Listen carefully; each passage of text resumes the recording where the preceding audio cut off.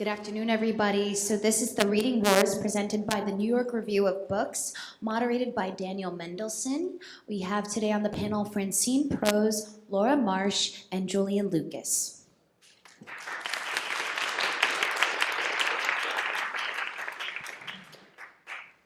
Thank you. I'm Daniel Mendelsohn. The first thing I have to say is I left my reading glasses on the train, and they just handed me a moderator package, and it says, please read this statement at the beginning. So I think it says, good morning, afternoon. I'm Daniel Mendelsohn. Before we begin, I would like to let you know that books by the authors in the program can be purchased from the Greenlight bookstore outside on the plaza. Authors will be signing their books immediately following this program in the rotunda downstairs. Authors, at the conclusion of the program, please go directly to your signing tables. And at the conclusion of this program, we ask everyone to leave their seats so that the next audience can be seated. Okay, so that is the miracle of bifocal contact lenses. We're here today to talk about a difficult and controversial subject, and I just can see from the size of the audience, this is obviously a question that's on many people's minds right now. And I want to frame some of the issues at the outset by observing. I think we have, what's going on is there's a sort of a two-pronged problem. This is a moment that's particularly fraught with respect to reading and writing, and I should also say teaching literature, as I know from my own personal experience. There are obviously heated debates going on right now at all levels of American culture, certainly, about what we read, how books are taught, and so forth. The currents seem to be coming from two sides. On the one hand, I'll call it the right hand, as we know, there are increasingly efforts to ban books from schools and public libraries. Everybody, I'm sure, is aware of this. It's been very much in the news. All the attention, for example, about what's going on in Florida, as we know. The American Library Association has reported there are almost 1,300 demands to restrict or ban library materials in 2022, the highest number ever reported. As far as schools go, PEN America, which has been monitoring, for obvious reasons, has been monitoring these campaigns, has reported there have been 3,300 book bans in the previous year. And that represents 1,500 unique titles. It's clear that when you look at, to some extent, when one looks at a map of where these things are happening, it looks like an electoral map. 40% of all the banning and desire to ban is happening in Florida. The next highest number is in Texas, Missouri, Utah, and Pennsylvania. However, before we leap to any patting ourselves on the shoulder, it's worth saying that 2/3 of the states that are calling for bans or legislating in various ways to make bans easier are red states, but 1/3 are blue states. So that's also an interesting phenomenon. I think it's worth keeping in mind. As we know, there have been legislative activities that are supporting the suppression of books and of writers and of different kinds of teaching. Typically, the emphasis is on getting rid of the teaching of books that seem to interrupt a kind of, or dispute a kind of idealized version of American history, as we know. We've seen those. There have been, beyond the banning of books, and this is one of the things I'm very interested in hearing about today from the panels, there's, I think, a larger trend to legislate thinking and teaching. We know that, again, in Florida, legislation to ban the teaching of critical race theory, ban books having teaching of sexuality. I think there's the larger trend speaks to using political power to police thought more generally in different ways, some of them insidious. For example, states where legislatures are abolishing tenure, which is a not too covert way of exercising control of what professors think and teach. So that is on the right hand. On the left hand, so to speak, there's a different kind of thing going on, which has given cause for concern just as much to a lot of people. So a lot of this revolves around the way in which contemporary sensitivities about issues of gender, race, sexuality are triggering, no pun intended, a desire to rewrite books in some case, to edit offensive materials out of different books. It expresses itself, I think, in a healthy way in a desire to rethink the canon, to think about what canons are out. There's been a call to expunge certain texts which no longer suit our tastes from canons. There are obviously debates about words which are offensive. Mark Twain has always been on the list of problematic, let's call it, American writers, but there seems to be a tremendous explosion in the sort of examination of texts for offensive kinds of words. There was as I'm sure you're aware, there was a recent controversy about Roald Dahl's books being some of these beloved children's classics being edited by so-called sensitivity readers. There is also, many people perceive also an attempt to police thought coming from this direction.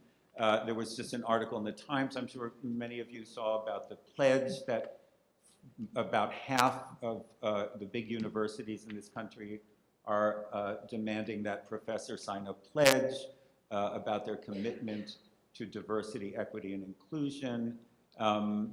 You know, I think, and we'll get to this in a little later too, there's sort of larger questions about policing the morals of writers. So even when the texts themselves are not problematic, so to speak, there was a great controversy, as I'm sure you know, about Blake Bailey's Philip Roth biography being pulped when his own sexual past was revealed. So these are some of the kinds that are swirling around us on both sides. And so the first thing I want to ask our panelists today is about, do you think these are just two, as it were, equal sides of one coin, or is there a qualitative difference between these? I mean, both sides of these efforts to control what appears in books or the kinds of books that are made accessible to especially children are ostensibly efforts to protect them in some way from the content that is considered harmful, although obviously each side has a very different idea of what's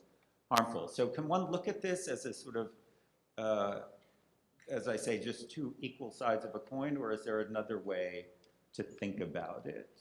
Does anybody want to jump in? I feel like I always say this in class. Does anybody want to jump in, or am I going to call on somebody? Julian? Sure. Well, first, I think it is important to draw a distinction between the right-wing campaigns to ban books, which have involved, you know, threats of violence against librarians and you know, an organized kind of state-by-state campaign to transform syllabi with a very concrete purpose of re-engineering the culture of the country, as much as that side likes to talk about cultural engineering through syllabi. And I don't think that there's necessarily an equivalence between that and a lot of critiques of canonical works on the left. I will say that I do think there is some overlap, and where I see it is, I think it's as much about how people read and are taught to read as what they read. Mm-hmm. I think across the political spectrum, we've sort of fallen into a situation where we've taken a logic that is maybe applicable to mass market entertainment or to advertising, where, you know, the criterion is, are people from a particular group being shown in a positive light? Are behaviors that we think are positive for society being modeled, and that's the criterion of whether or not a book is good or bad. So something that really concerned me that I saw lately when I was on Goodreads, which is not some, I don't recommend reading Goodreads reviews just promiscuously, but I was reading the Goodreads reviews of one of my favorite novels, Maurice Condé's Segu, a great historical epic about the Mali Empire, and also a great feminist novel about the way that patriarchy functioned in early 19th century Mali. And there were all of these one-star reviews that were basically saying there's a rape depicted in this novel, and the character who commits it is he's basically, people were complaining that Condé does not draw horns on this character, essentially, that he's a kind of complex human being, and there are actually consequences for his actions, but this sweeping historical epic with this character who has many dimensions is reduced to, as though just depicting this act in the book, which she was actually doing to illustrate the patriarchal nature of the society that he grew up in, it was just being reduced to showing that act itself was somehow a reason that this book shouldn't be taught. Go ahead, Laura. I think it's also important to make a distinction between the dynamics that drive criticism and censorship. And I think when you look at those, a right-left distinction doesn't quite make sense. Because if you look at censorship from the right, it's being organized by very disciplined activist groups like Moms for Liberty that have networks that cover the country, are closely connected to the Republican Party, and have a very clear plan of action for showing up at school board meetings and going to local town meetings to talk about defunding libraries. And they're targeting individuals, like Julian said, like targeting individual librarians and teachers. If you look at some of the more prominent cases of censorship or changing texts that do not come from the right, though I would not say come from the left, they're largely coming from corporations. Roald Dahl, the recent proposed sensitivity changes to the Roald Dahl books came not from a grassroots campaign anywhere at all, not from the left, not really from anyone. The changes were proposed by in-house sensitivity readers that were hired by a corporation called the Roald Dahl Story Company. And the precipitating event for that was, again, not a social movement, not some kind of public outcry, or even critical engagement with Roald Dahl, which has been going on for decades. But the fact that this company was preparing for a sale of their whole body of intellectual property to Netflix. And so they were basically doing up their house and making sure that it was as attractive and unproblematic as possible so that it could be a shiny corporate entity. So I think there is a false equivalence there. I think some of the craziness that goes on Goodreads is sadly not astroturfed, but it's very, very different from an organized and very powerful group like Moms for Liberty. And so I think we are dealing with two different kinds of things. Francine? I mean, I'm going to say something which is probably so obvious that it hardly needs to be said, but I really don't think that any of it has to do with protecting children or protecting young people, because if it was about that, the effort would be put into gun control instead of banning books in the library. So what I do think is going on is that it has absolutely no relation to content. I mean, I hate this word content, but I just used it. To content or what's in the books. I mean, I think if we were to ask Ron DeSantis how many of his books he's read, it would be like, 0. I mean, I hate to sound like the most pessimistic person in the room, but it's begun to seem to me that all these things, the book banning, the book censorship, and so forth, are trial balloons in a certain way. They have to do with power and they have to do with politics. And in the same way, I mean, I'm not making this false, I mean, it's a false equivalent, but in the same way that the Nazis used the euthanasia program as a trial balloon for the extermination camps, in the same way that they used book burning, the burning of books by certain writers and thinkers as a trial balloon for the persecution and arrest of those writers and thinkers. I think that is part of what's going on, at least on the right. On the left, there's something else going on, which is they feel themselves under tremendous threat from the right, which is just a fact. And so there's this attempt and you know, diversity and inclusion is absolutely necessary. I mean, absolutely important. But the kind of the finding of text problematic and the rewriting of canon, instead of creating a group of people who are tough, who are prepared to withstand the threats that's coming from right, they are creating a group of people, starting with the young and moving all the way up, who think of themselves as extremely fragile, easily damaged, completely unprepared to deal with what is going to happen, with what's going to happen. So that there's two forces that are working kind of with and against each other in certain ways, and not for the good, I should say. So, but, I mean, the question is, so Francine and I both teach at Bard College, and we've had, do you teach someplace? Have you? Guest teach sometimes. Guest teach. And so, I mean, this is a thing that comes up, right? So I want to ask two questions. I'm already going off book, which is great because I can't even see the book. But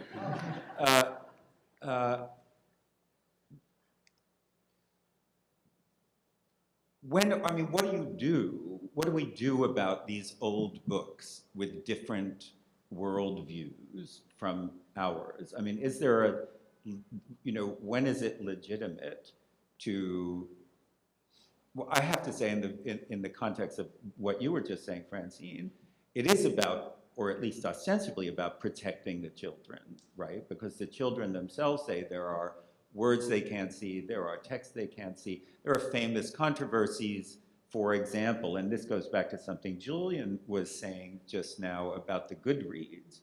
So the famous controversy about Columbia and whether the Ovid's Metamorphoses needs to have trigger warnings on it because it's frequent, and this is a fact, right? It's frequent representations of violence against women. So what actually do we, you know, I think there's an impulse on both sides to sort of sweep aside some of these kinds of complaints as just being preposterous but I mean, what are we actually supposed to do? I mean, how do we deal with this when there are real issues and real sensitivities?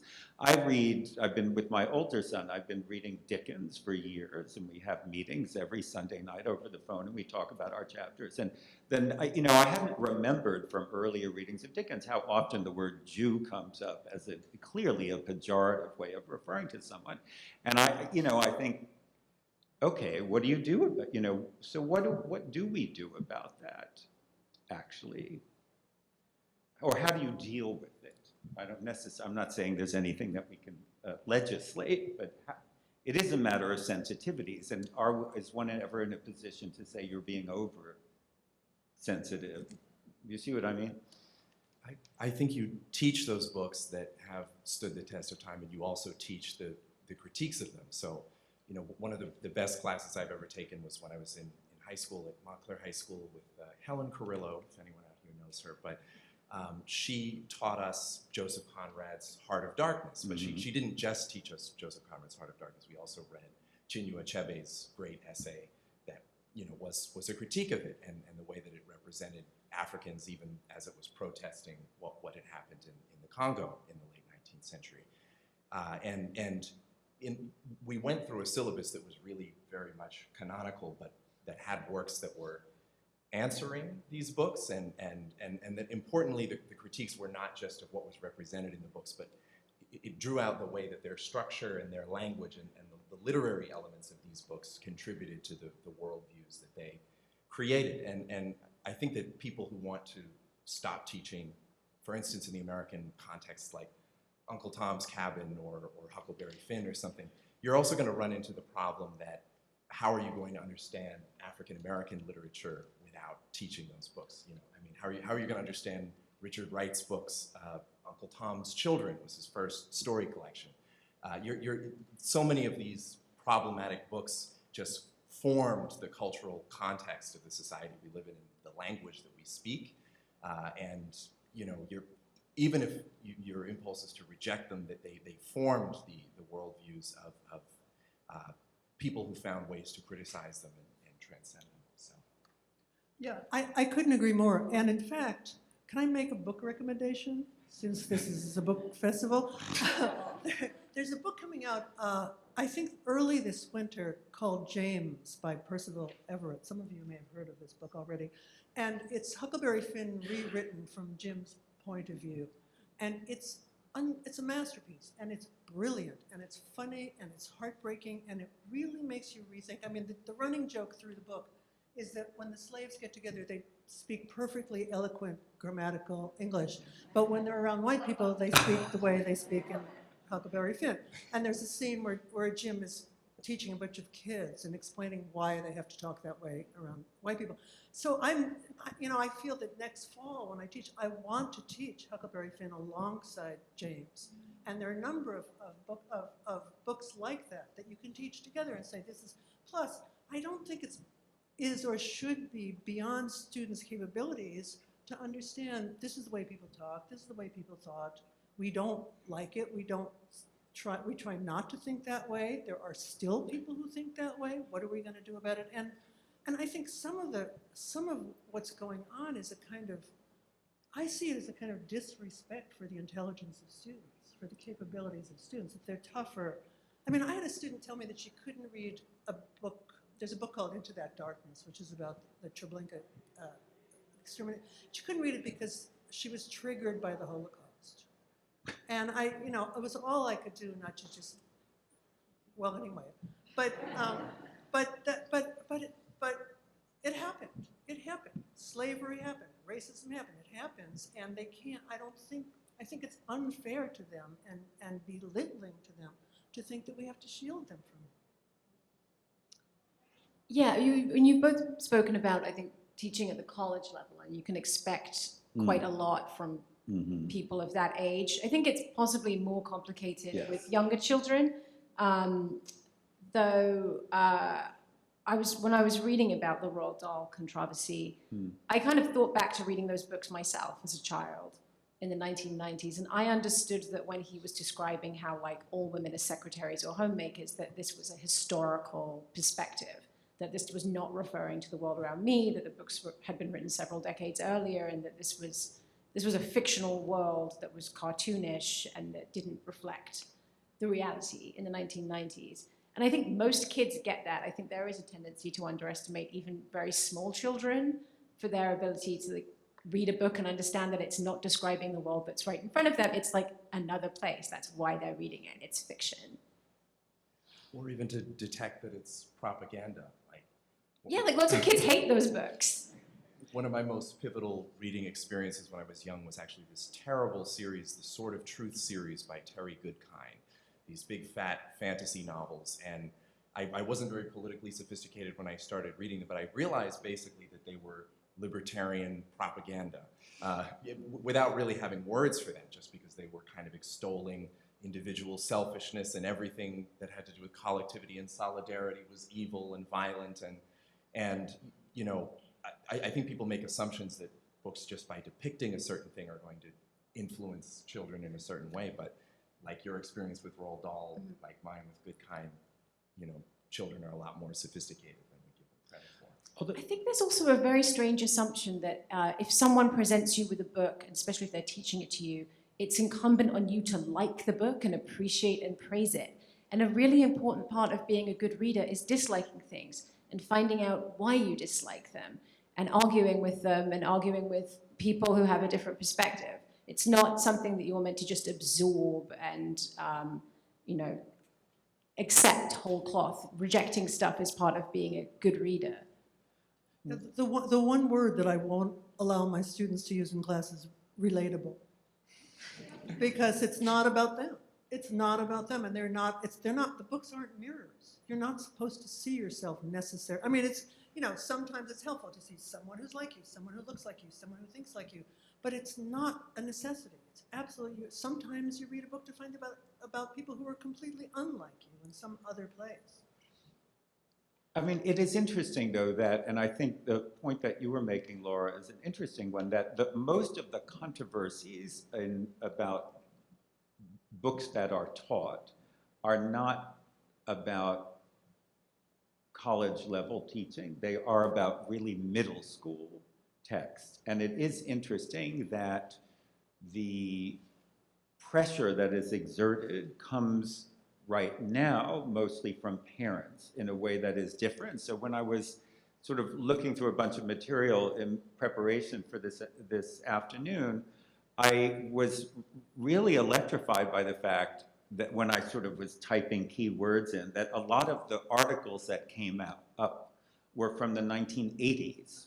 And those of you who remember the culture wars back in after the election of Reagan, the same exact things were happening, right? There was tremendous monitoring of requests for banning books. There was a definite movement, to come back to a point that Laura was making, a sort of orchestrated, politicized movement to ban books, to sort of create this sort of atmosphere of culture wars around certain titles that were perceived as, the books that were perceived as being immoral, obscene, and too negative. I don't know why that always cracks me up. I thought, well, it's like, I want a symphony in a major key, So, so that I think is interesting, because to come back, Francine, we talk about this a lot between the two of us because of things that have come up. And yes, at the college age, you can teach the critique along with the text, and that will, I'm sure 95% of students would be receptive. But when you're talking about younger children, where most of the controversy is actually centered on what's going on in public schools, middle schools, it becomes much harder. Well, here's an interesting fact that I just read about, which is percentage-wise, to come back to the point you were making about Goodreads, so percentage-wise, I think like 60% of requests about book ban, people who want to ban a certain book, they say that it is about sexual content of some kind that middle school children should not be exposed to. But 60% of the books that are actually banned successfully are about violence or what they call well-being issues, so people struggling with addiction. I think that split, I was sort of fascinated by that split, and that's why I got this idea about protecting the children. Clearly somebody thinks that the children needs to be protected, and I do think it's a more vexed issue, honestly, so I don't know, I mean, at that point, what do you do? It's more, I mean, I had access to school libraries when I was growing up on Long Island in the 60s and 70s, as far as I know, things weren't banned, and that's more or less how I learned about everything, including sex. I remember my parents arguing one night about who should tell me, and my father said, "Let them learn it on the streets the way I did." So I guess what is fundamentally behind this is whether they should know about this stuff. I mean, it's, right? But they do. I mean, I remember, we couldn't find anything, but some of us, there's a lot of sex in the Bible. And actually, there's been some efforts to ban the Bible in Utah, I believe, and I remember me and my friends paging through the Old Testament for the dirty parts. So, and no one at that point thought of, but I think, I mean, it is, I do think, right, that there is possibly one could see how, I don't know, an 11-year-old, I'm trying to put myself in the mind of a person who's thinking this way, that you don't want your 11-year-old reading about, I don't know, violent rape, or I don't know. Your 11-year-old's not going to become a violent rapist because he or she read the book. No, I don't think that's the issue, but is it going to be is it material that an 11-year-old cannot assimilate, let's say? I think there are two points to answer that. I don't want to dismiss the idea completely that there's nothing that one could read that could be harmful. perhaps there is. But the first thing is that if you're learning about violent rape, you're probably not going to be learning about it from a book first. If you turn on the TV or play a video game or read the news, that's where you're going to be primarily exposed to depictions of violence and sex. Right. Learning about it via book, I think, is a more mediated experience, partly because you have to do a lot of intellectual work to access those depictions. You have to actually read and understand and read between the lines, and I think that's a much more protected way to find out about these things.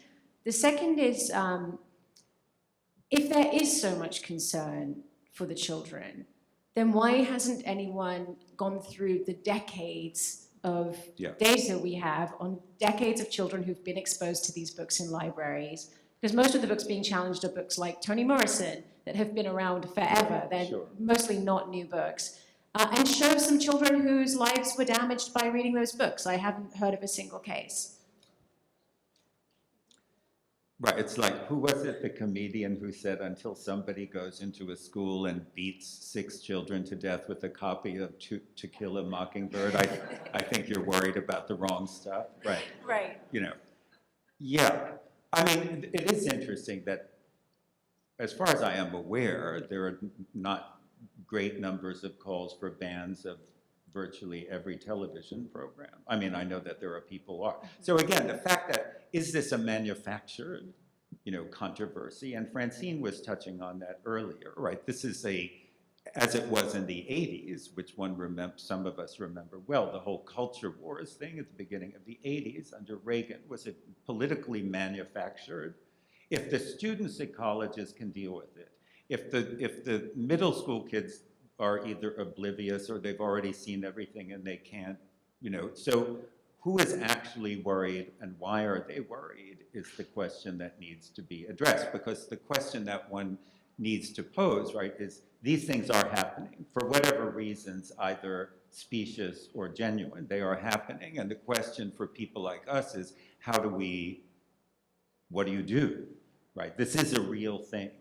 Reasons are, this is happening. There are these calls to ban books. So how does one approach it? One of the questions that I had written down was, how is this affecting each of you in your own work? I mean, these kinds of considerations. I mean, how is it affecting you as writers, as editors, in the way that, as teachers, also Francine, right? How is it affecting these considerations, the awareness that we're living in this incredibly charged atmosphere? Is it affecting you? How are you trying to do something about it? I'd be very interested to hear.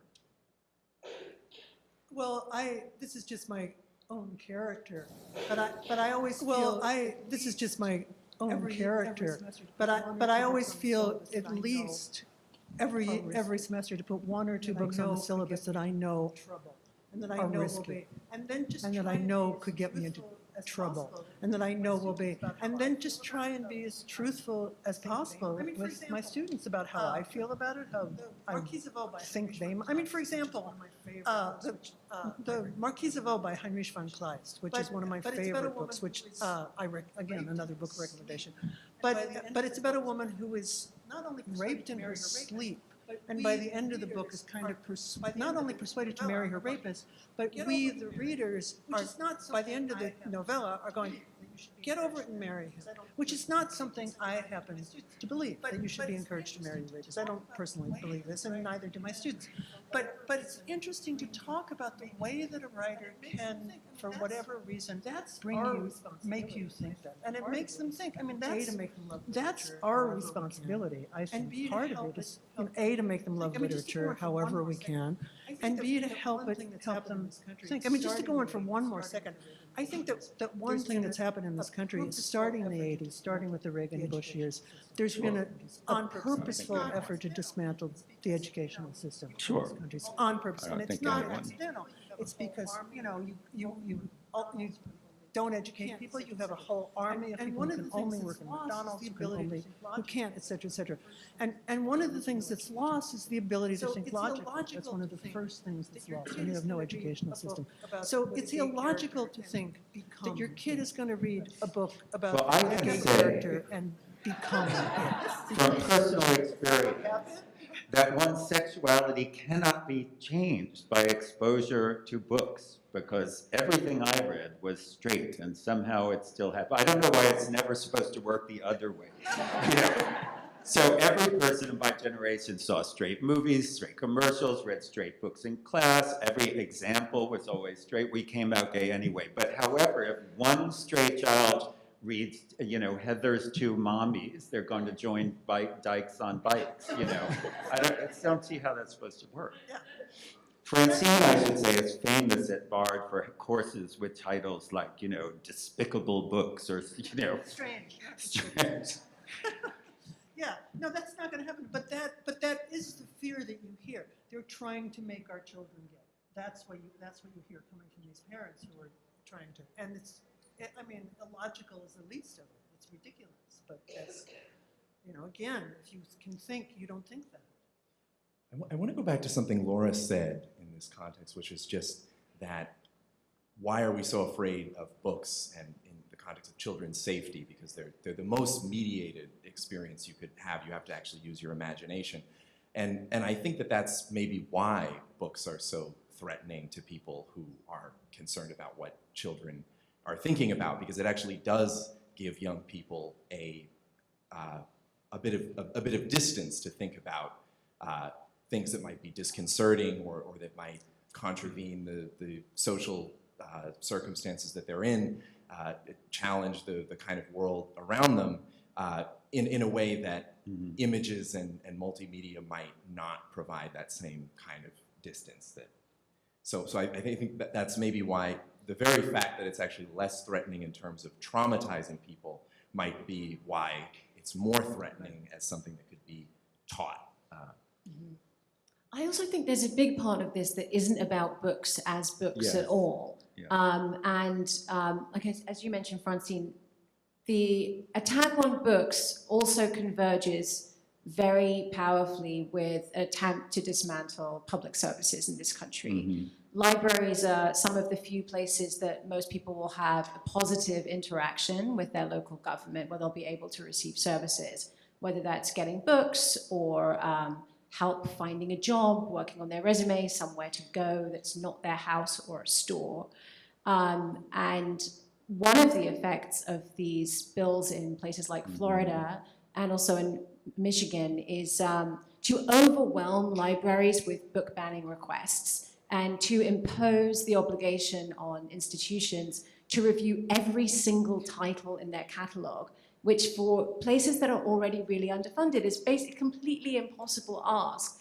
The point is to completely overwhelm them and basically shut them down. My colleague Melissa Gira-Grant, who's reported on this, wrote about a library in Michigan where the librarian refused to ban a book that was being challenged, that was part of one of these activist campaigns, and then the town voted to completely defund the library. So the effect of that is like, yes, you've withdrawn access to all these books, but you've also taken away a pillar of this community and taken away so many other services. And I think that that is why book banning is so appealing to the right, for people who do not care about books, do not care about what kids are reading, certainly don't care that they can go turn on Netflix the minute they get home and see much more disturbing stuff. Right.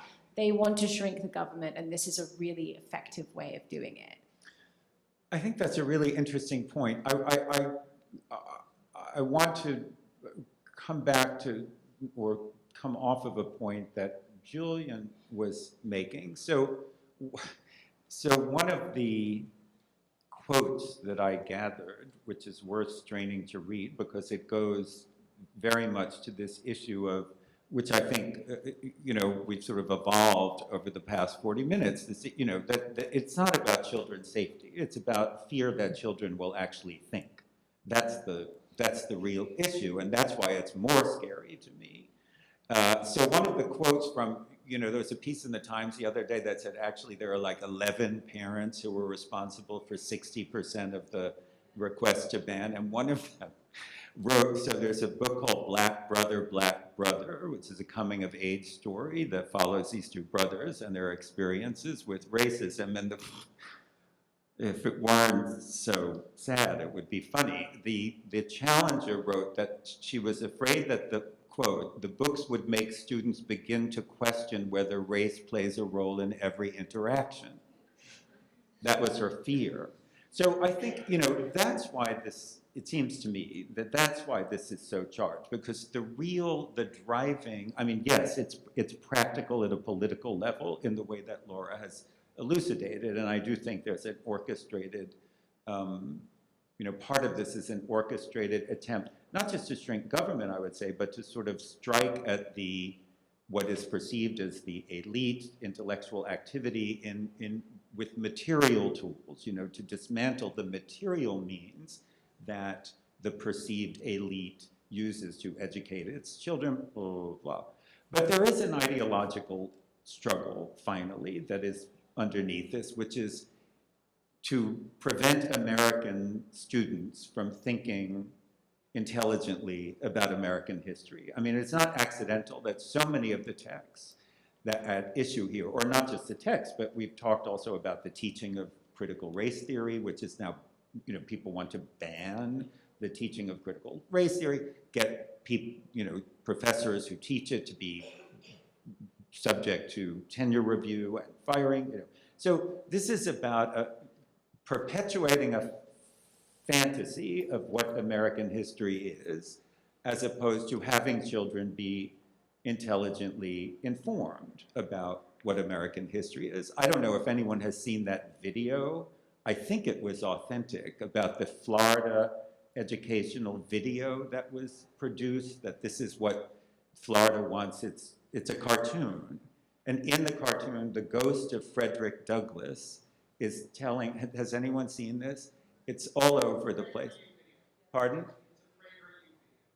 Oh. And it was the ghost of Frederick Douglass is telling these two white school children that, yes, slavery was a terrible thing, but they shouldn't feel bad about it because they had nothing to do with it and it happened before their time. So, you know, I'm going to wrap up our part because I see the time has been flying during this interesting conversation. I know people will have questions and things. But one does have to recognize the extent of the ideological fervor that is, I think, clearly behind a good deal of this activity, and that is linked to these other sort of epiphenomena, like the one that Laura was mentioning. So on that cheery note, I'm sure people have questions and things like that. We've got about 15 minutes. I think, is the idea that people will come up to the microphone?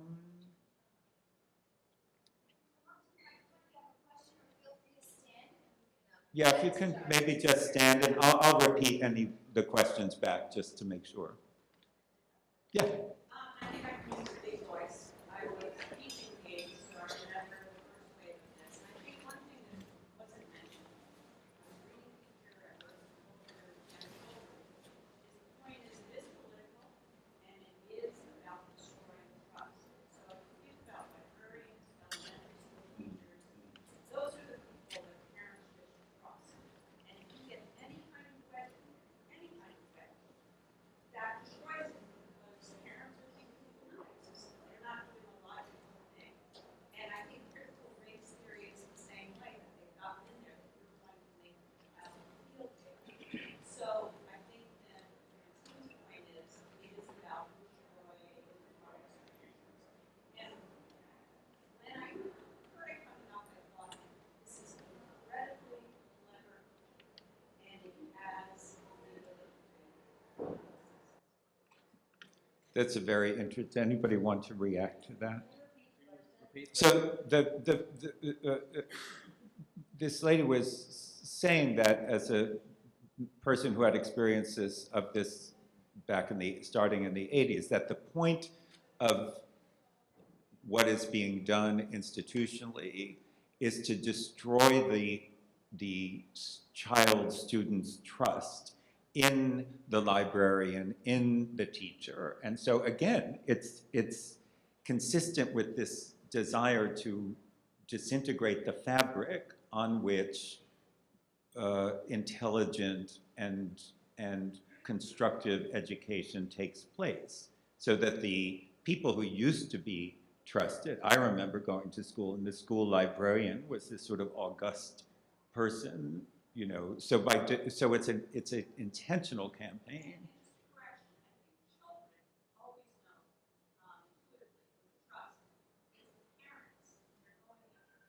Yeah.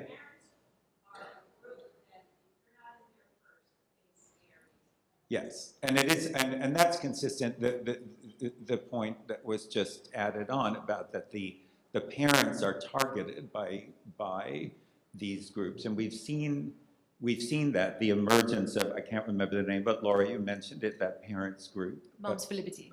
Yes, right, Moms for Liberty. These are incredibly powerful organizations. And it's actually, one of the statistics that I read was that I think 87% of districts in which some kind of ban had successfully been enacted were within very close physical proximity to an office or a headquarters of one of these kinds of groups. But part of, I think, the phenomena of the targeting of parents was a kind of epiphenomenon of COVID, because for the first time, or not the first time, but parents were being involved and exposed to what their kids were being taught, because everybody was together all the time and we're all on the Zoom watching the kids, and I think that also has a lot to do with it. Other questions and comments?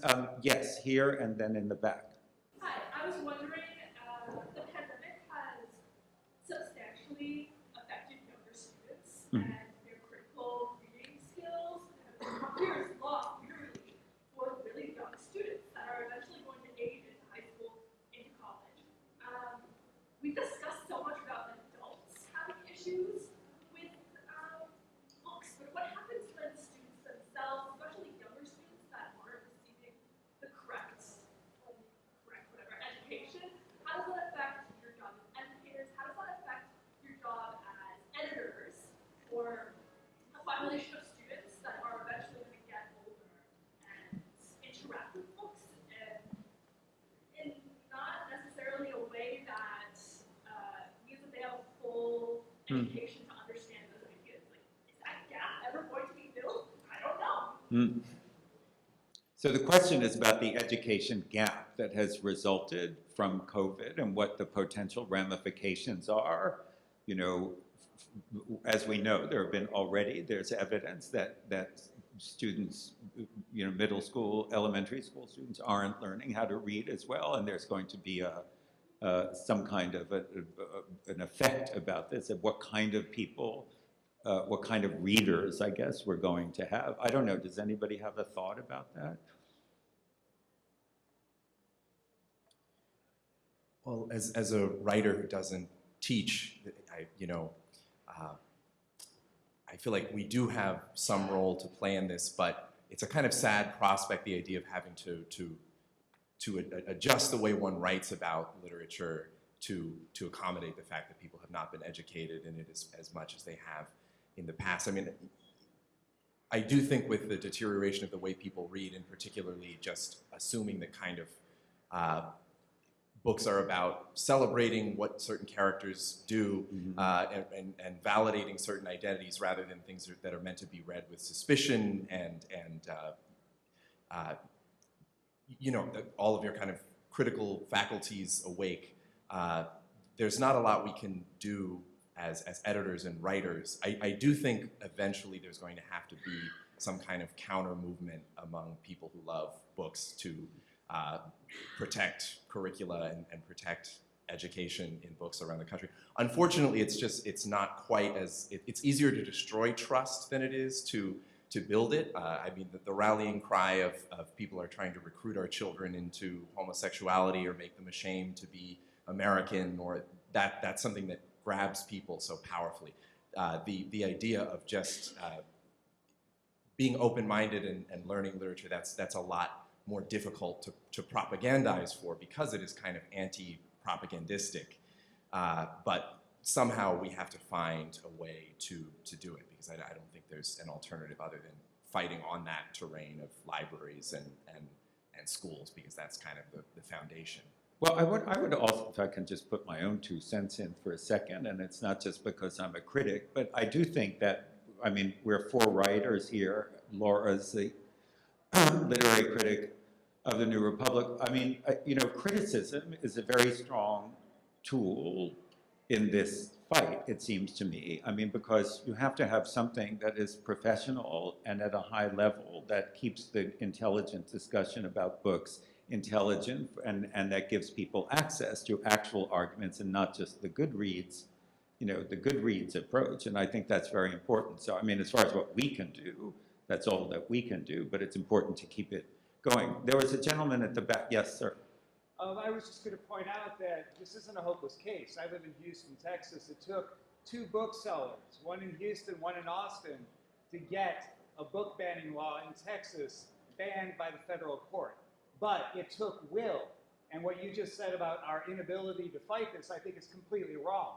I think it has been a lack of will on part of our community to fight this, because it does work, and I can tell you firsthand, I was in the courtroom when that happened.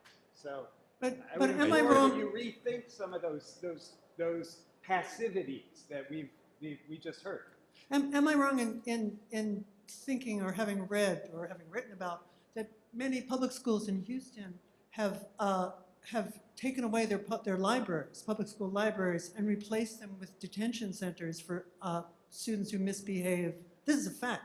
Who misbehave. No, that was one administrator who has proposed to do that in problematic schools in the district. I mean, the city is the same size as Brooklyn, so that was not what parents want to do. I say that as a parent of a teenager in Houston. So Right. this was. Well, I think there are probably a lot of very vigorous. Is there more that can be done with this community rather than just saying, well, all we can do is write about it? 'Cause it took booksellers and it took a commercial argument to get that banned. So. I just wanted to clarify, I was not at all what I was saying that we can't do anything to fight this. In fact, what I was saying is I think we do have to take this fight to schools and libraries. I was responding specifically to the idea that critics and writers can somehow fix this situation without actual political action. Like, I don't think there's a way to write about books in magazines and newspapers that is just going to undo the kind of deprivation of reading education that has taken place over the last few years. Right. There's a, yes. Hi, I just wanted to go back to a point that Lara made earlier. Hi, I just wanted to go back to a point that Lara made earlier. About publishers' roles and online stories that this book wasn't written at the very end. I understand that this book wasn't since that there's a lot of publishers very, I understand is that there's a lot of publishers that are very cautious to try to get away with it.